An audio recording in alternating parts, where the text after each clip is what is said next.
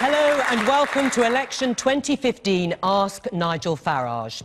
Over the next 30 minutes, the leader of the UK Independence Party will face questions and cross-examination from our audience here in the Drum Arts Centre in Birmingham. Tonight's programme is one of a series. The others feature David Cameron, Ed Miliband, Nick Clegg, Nicola Sturgeon and Leanne Wood, each taking questions from members of the public. Now, the audience here has been carefully selected to ensure that a quarter are backing UKIP, while the rest are divided between supporters of the other parties and some voters who have not yet decided which way they'll vote. Before we start, though, let's welcome Nigel Farage. Thank you.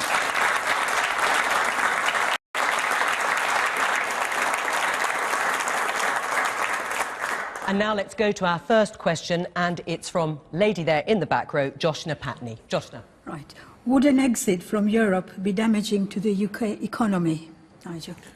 Well, we're not exiting Europe. Let's be very clear about that. I love Europe. It's a wonderful place. It's got different countries, different peoples, different languages, cultures, wines, cheeses. It's a great place.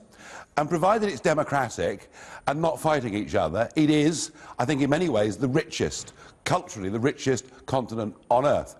However, what now masquerades as being Europe, what has hijacked the word Europe, is something called the European Union, which has a flag, it has an anthem, it has a president, not that anyone can ever name who they are, and it is a political union that now makes nearly 75% of our laws, costs us a great deal of money, and I think is wholly unnecessary, not just for Britain, but I feel that for the rest of Europe too.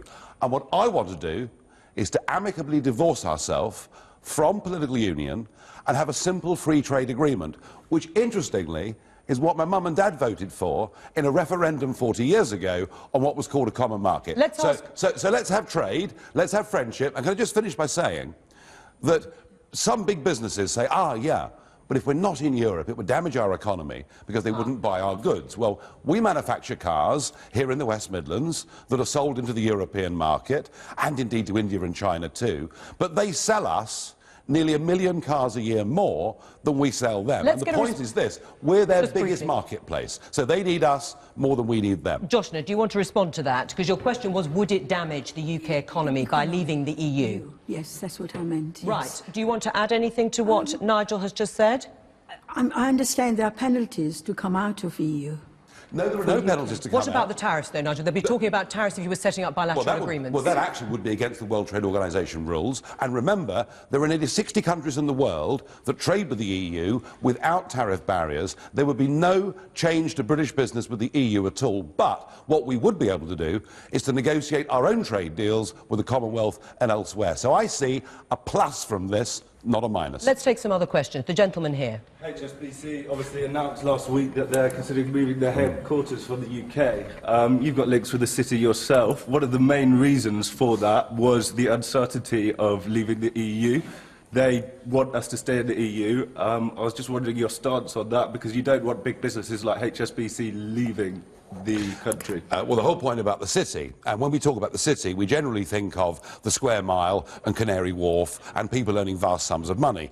Actually, our financial services business is big here in Birmingham, and it's big in Cardiff, and it's big in Manchester, and it's insurance companies, and it's banks. And what we've done is we've transferred control of Britain's biggest industry to a new set of institutions in Brussels who actually don't really like the way that our free market, as they see it, Anglo-Saxon model works. HSBC are leaving, not because of uncertainty.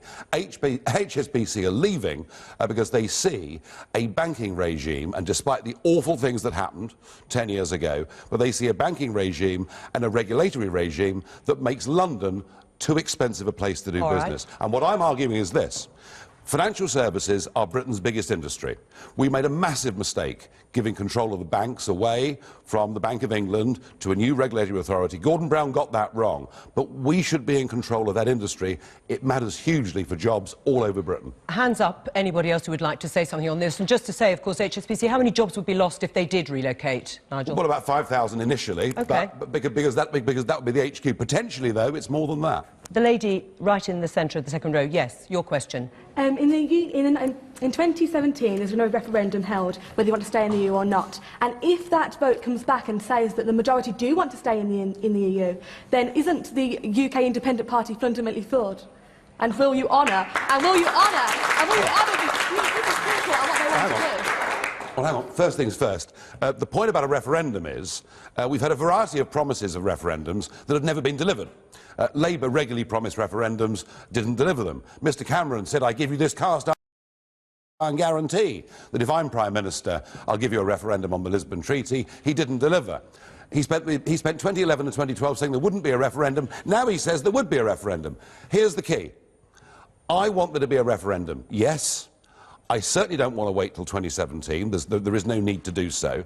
But I want that referendum conducted on full, free and fair terms. And what I mean by that is that both sides must have the same spending limits. The broadcasters must have an ombudsman to make sure there is a proper, even debate. And we must define who is qualified to vote in this referendum and who isn't. No. And if it's a full, free and fair referendum, I will accept the result. Would it make UKIP redundant? No, because just look at what's happened in Scotland.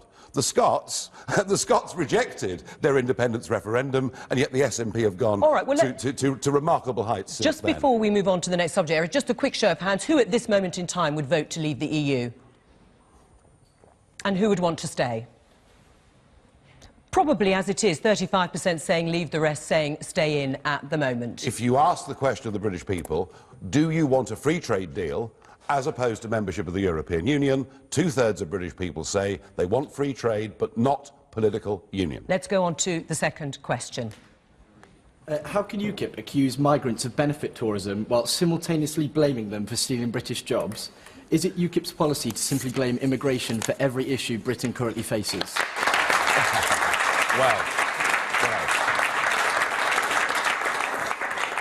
Well, that's... The applause for your question is interesting, because 77% of British people want us to have proper border controls and reduced immigration levels, all right? So this is, you know, what are we talking about? I am pro-immigration, but I'm pro-controlled immigration. And the way the Australians do this strikes me as being absolutely bang-on right. What they say is you have to have a trade or skill to bring to Australia. What they say is if you've got a criminal record, you can't go to Australia, which is rather different to their historical past, but never mind, we'll gloss over that. And what they say is you've got to have some money to bring, to bring with you so you can look after yourself, and you have to bring your own health insurance. And I want us to have an Australian-style point system. I'm not blaming immigrants for anything, but what I'm saying is this.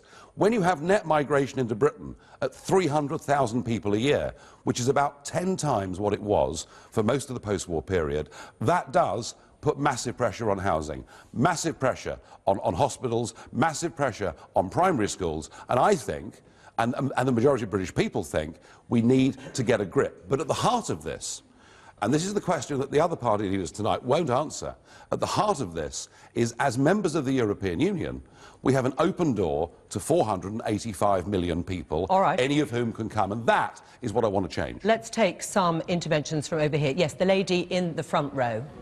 You say about it puts all the pressure on hospitals, schools. I live in North Wales. We've got very few, we've got Poles, which there's always Wrexham area have always had a high level. But we've got disastrous health, our education. They're not under pressure by any immigrants. And the reason some of our youngsters don't work is because of transport links. They cannot get to cities. So it's nothing to do with immigrants. In actual fact, the few immigrants that we've got in actually support the whole community. They fund things, so you can't say that. And they even try and learn Welsh, which I think is brilliant. The problems of the Welsh NHS are, of course, a problem of devolution. And it has been a spectacular failure that a Labour-run administration has run health in Wales as badly as it has. But just getting back to the first question, I talked about health tourism the other week. Health tourism is costing us in this country up to £2 billion a year. Now, £2 billion if you include all foreign visitors and if you include temporary migrants. Actually, the figures say 0.06% of health tourism. I think we could save, easily £1 billion a year. And the issue I specifically raised was the issue that since 2012, anybody can come to Britain, not to live, but anybody can come to Britain and get HIV treatment on the National Health Service. Now, it's interesting. I have here a letter from a 30-year-old HIV positive man in London who says, why are the waiting rooms now full to overflowing? Why does it now take me 3 weeks to get an appointment? And he says to me, it is because since we opened the door in 2012, we're now incapable of providing HIV treatment for people legally and you brought this up at the other debate, and there was quite a strong reaction to it. Can I just take some reaction here? I'll take some reaction here. The gentleman here in the second row. Hello, Nigel. I come from a Sikh community background. Yep. My grandfather came to this country as a Sikh man through the British Regiment. Great iconic figures like Winston Churchill praised the Sikh community at that time. Being the third generation now and growing up in a Sikh home and wider interaction with other communities like the Hindu community and their voices and their experience, what I've gathered is that they collectively, from my experience, have stated that immigration at a fast rate that it's grown is dangerous for this country. It's not healthy at all, not because just the financial deficits, but also the values and true values of what it is to be British. Not to say we have manners and say sorry, yes please, but more than that. All right. And when you have this fast pace coming in, we're accommodating them. Through that, we're watering down our values. Instead, they should be accommodating us. Let Nigel answer that. I think what's really interesting is the recent massive poll on attitudes towards current immigration levels. What was interesting was that every single ethnic group in this country thinks immigration is running at much too fast a rate. And this is not a question of race in any way at all. It is actually a question, simply of numbers and simply of the type of people coming to Britain. We want skilled people who bring their own health insurance to come to Britain. And I'm pleased to say that we've got several members of the Sikh community who are standing as candidates for us in some of our target seats in this general election. Nigel, just quickly, one more on the subject of immigration from the front row. If you look at many of your target seats, the majority of the people actually living there are white British. Immigration is not an issue. So if it is the issue that you make it out to be, why aren't you gaining seats across the country where there are large immigrant communities that is affecting the people there? It seems as if it's actually not the issue that you make it out to be. Well, hang on, I mean, roughly 12% of the British population are immigrants. That's roughly the figure. So apart from a few inner city seats, there aren't that many seats, actually where the immigrant community would be in the majority anyway. The point is this. The reason, even if you live in an area that has not been affected by opening up the door to 10 former communist countries, what has happened is this. Because of a massive oversupply of unskilled and semi-skilled labour, wages in this country have been driven down. And everybody knows it. Who's benefited? The big multinationals, the giant landowners, have turned this country into the low-wage capital of Europe, and it's ordinary workers that have paid the price. Although, interestingly, there are 700,000 jobs still vacant at an unskilled level. But let's take another question from the gentleman here, please. Why, Mr Farage, do you want to increase the size of the military and increase military spending if at the same time you want to reduce military intervention abroad? Well, you're quite right. You are quite right. I firmly believed that the Iraq war was a revenge attack from President Bush because it was an America whose mainland had never, ever been invaded in the way that it was on 9/11. And we stupidly, Blair stupidly followed on from that and frankly did it without telling the British people the truth. I was opposed to that. The one that I was really opposed to was Libya. It struck me as being absolutely mad, and I simply couldn't believe it. I couldn't believe that the three so-called big parties in Britain, along with President Sarkozy and their friends in the EU, were so desperate to bomb Libya. And I warned at the time, however bad a man Gaddafi may be, if you bomb Libya, if you destabilise Libya, it will not be the right thing to do. So why spend and look more? at the results. But this is the point.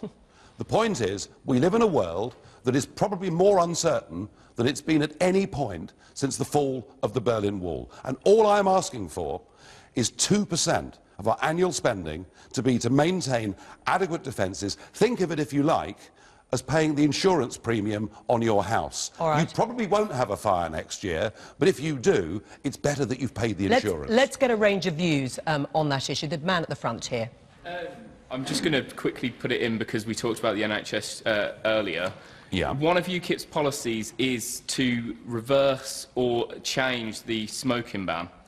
And when the NHS is such a massive issue... Can we just stick to defence? We'll come back to that in a minute. The man at the back. Yeah. Nigel, this Yes. may not come as a surprise to you, but your party's been labelled as...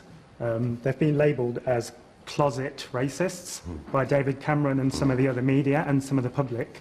So my question to you is that voters that are on the brink, who are unsure whether to vote UKIP or not, and have a nervousness about this, how do they know that you're not a party of Roseanne Duncan's? All right, let Nigel answer that. Let me But Nigel, answer that and then we'll go on to defence. Let me answer that. You know, let me answer that. This party is a non-racist, non-sectarian political party. I mentioned to our Sikh friend here, we have got people from all races, all religions and all nationalities standing for us as candidates, working for us as activists, you know, and really, I'll tell you why Mr Cameron began it, calling us closet racist, but many others have done it. They know that on the issue of open-door immigration, they cannot answer the question, how can you control immigration when you have an open door to 500 million people? You can't. And so what they do is, rather than going for the ball, they're going for the man, and they're throwing this abuse at me. Sadly, some people believe it, but you know what? Most sensible-minded people see straight through it. Now, are we back on defence? On defence. Are there any views on defence to put to... Yes, the gentleman there. Sorry, is that Yes? Don't you think that your defence spending should also be twinned with foreign aid budget? So why are you attempting to slash the foreign aid budget? And also, if you're so obsessed with immigration, surely if you slash foreign aid, then you're going to increase the number of asylum seekers who've come here? No. Hang on. No. Now, but I mean, you've linked a lot of things in there. Can I just tell you this? Can I just tell you what we do to Africa as a European Union? We put huge barriers against them selling to us their agricultural products, you know, tariff barriers, etc. We rape and pillage the fisheries off the west coast of Africa. We're behaving in a neo-colonial way to Africa, and we assuage our consciences by giving a bit of foreign aid that in nearly every case goes to the wrong people. And I'm sick of this hypocrisy when it comes to foreign aid in Africa, and I think that for the political class, led by David Cameron, to have increased foreign aid at a time when they've slashed our defences to a level that we can't defend ourselves is simply wrong. The gentleman there at the end. Hello, sorry. I'm just interested to, it's interesting to hear your views, really, because obviously I'm of the opinion that it's actually society's moved on a little bit. We're all from different areas. We've moved on nowadays with transport links and so on and so forth. And I think we're in danger. Ignorance breeds contempt, in my view. And therefore, it's good to have a good mix of people within a society. And that's where the true strength of a community comes from, in my view. And I'd be interested to know what your opinion would be if, subsequent to a UKIP winning the election, what would happen looking backwards if the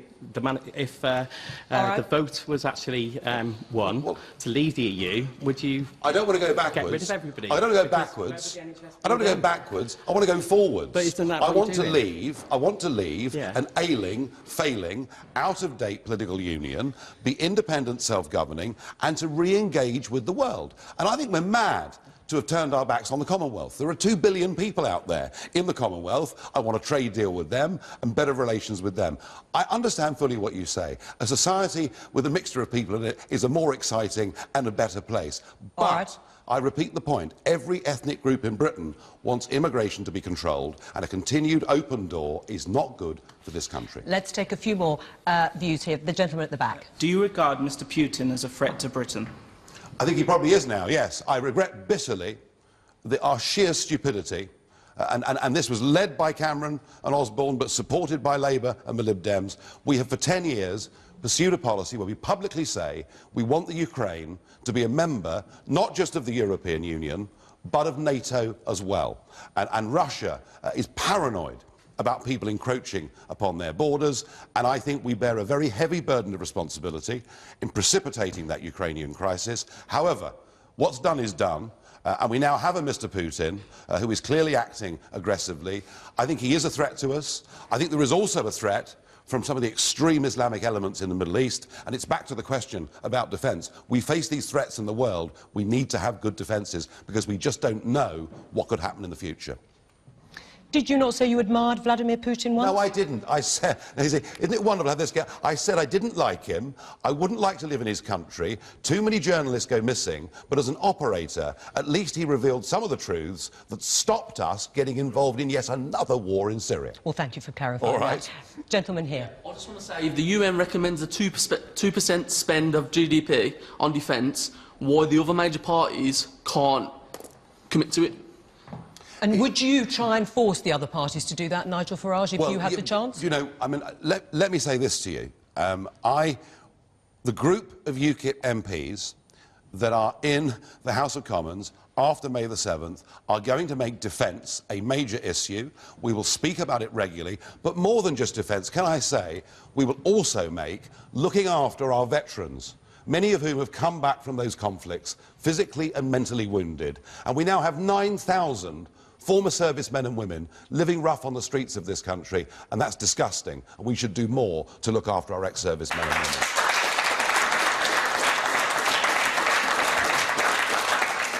We're going to move on from defence now to the NHS, and let's have a question from Mark Dickinson. How much longer can we afford to pay for the NHS with the rising and ageing population as well as health tourism? Well, I completely get, Mark, your point about health tourism, and we can save quite a lot of money by making it clear that if people come here from all over the world to work, they have to bring their own health insurance. So I'm absolutely with you on that, and that would save us... We could easily save £1 billion a year, easily save £1 billion a year plus doing that. The biggest challenge we face is, you're right, we are an ageing population.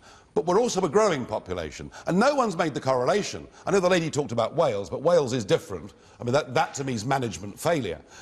The population of this country has increased by 10 million, at least, in the last 25 years, and we simply haven't built up enough nurses, doctors and hospitals to cope with it. The one thing I'm certain of is, going on from here, if we want to continue to have a National Health Service that is free at the point of delivery and sticks to its founding principles, we are going to have to find a lot more money for the future. And anyone that tells you that there is any way we can decrease spending on health is wrong. We're going to have to find more money, and I'm proud of the fact that we're the only party who've pledged £3 billion more for the NHS a year, 12 billion plus over the course of the next Parliament, and we've actually funded it. What we get every morning now are the Prime Minister and others surprising us at breakfast by inventing money that they can't actually fund. So we need to think about it very seriously. I'm just going to repeat the question just in case people missed it. How much longer can we afford to pay for the NHS with a rising and ageing population as well as health tourism? Let's get a response from this lady here. You have stated in your manifesto that you were going to pay for the care of the elderly by creating a sovereign wealth fund from shale gas extraction, despite the fact that it's unsafe. Would you like to clarify? What we're trying to do is to think about ways of dealing with the problem that the gentleman identified. Although, look, let's celebrate the fact we're living longer. All right, let's not talk about it as being a horrible burden. Let's find a way of dealing with it and paying for it. When the Norwegians started exploration in the late 1960s in the North Sea, there were many that said this could lead to an environmental disaster. We should not be doing it. The Norwegians did it. And we at the same time did it. The difference is, what the Norwegians did was to take a little bit of tax every year from those oil revenues and put it into a sovereign wealth fund, from which now they fund old age care. And I'm putting into plan something which longer term could help ease that problem. Although the price of oil, of course, has shrunk. Can I just go to the gentleman at the back? Is this on health? Yes. Yes, it is. My experience is that the NHS does not carry out adequate checks at the point that they provide the services to check whether the individual concerned is eligible for free national health insurance. That would immediately stop the tourism. That would immediately stop the people coming in who are not residents, who are not eligible for free national insurance, and that simple act would do it. Let's just take a few more interventions, then you answer them all, Nigel. The gentleman at the back, and then I'll come to you at the front. All this blame of immigration on the shortage of resources, the NHS, is a massive smokescreen. It's not founded by any actual statistics or data. The simple fact, the NHS is short of supply and high on demand. However, the life-threatening diseases and the priorities at the top of the spectrum are dealt with very efficiently. All this rhetoric you keep spreading about how bad the NHS is, people actually start believing it. Well, I'm very sorry. I've had a rather checkered health career. I've had quite a few ups and downs, including quite a big plane crash a few years ago. And I know that if you're in real trouble, the critical care that the NHS gives you in that situation is probably the best in the world. All right? Well, actually, on cancer, strokes and heart disease, our rates are not as successful as they are in France. So I'm not here to knock the NHS, far from it. I'm here to say that it really matters. But on the demand side, the reason there's more demand, sir, is there are more people in the country, and we haven't built the NHS up enough. Let me give you an example. Just briefly, because I want to get some other interventions. We now have fewer GPs per capita than any other country in Europe. The gentleman there raised a very interesting point. There are two ways of doing this. There are two ways of making sure that people that turn up for healthcare are eligible. One is that we would all have to have a health card. You know, effectively, it would be like an identity card. And that does bring with it questions about the size of a state. That is one option. The other option is actually to make sure that anybody that applies for a visa or a work permit before they come into the country proves they've got healthcare. And do you know what? If you went to Australia or America, you would have to show that at customs before they even let you in. But Nigel Farage, you were a believer in having social insurance in this country at one point. You say you've changed your mind and you believe it should be free at the point of use, but when do you think that discussion should be held again? Well, look, when the Labour Party decided to privatise large chunks of the health service, all of us watched on, you know, Conservatives, Lib Dems, UKIP, we all watched on, hoping it would work. It didn't work, and actually, we've left ourselves with very, very big bills through the Private Finance Initiative for the future. So, no, I want it run publicly, but run properly. Yes, the lady here. Presumably one way you deal with an ageing population is to have us all die of smoking-related causes. Oh dear. We're back to smoking again, no, I'm sorry, but it is an issue. You said that you're not, you know, a retrograde party. However, you want to take a backward step on the smoking ban. And to be perfectly honest, your policies seem anachronistic across the board. Very briefly, Nigel, it has to be quite brief. I'm getting a bit of stick here as a smoker. We all have our sins, you know. Do you? Oh, do you? Well, you're a sinner. 10 seconds, well, you're a sinner Nigel. too. Right, listen. Number one, the National Health Service, smoking-related diseases cost the NHS £2 billion a year. Tobacco revenue is about £11 billion a year. That's the first point. Second point.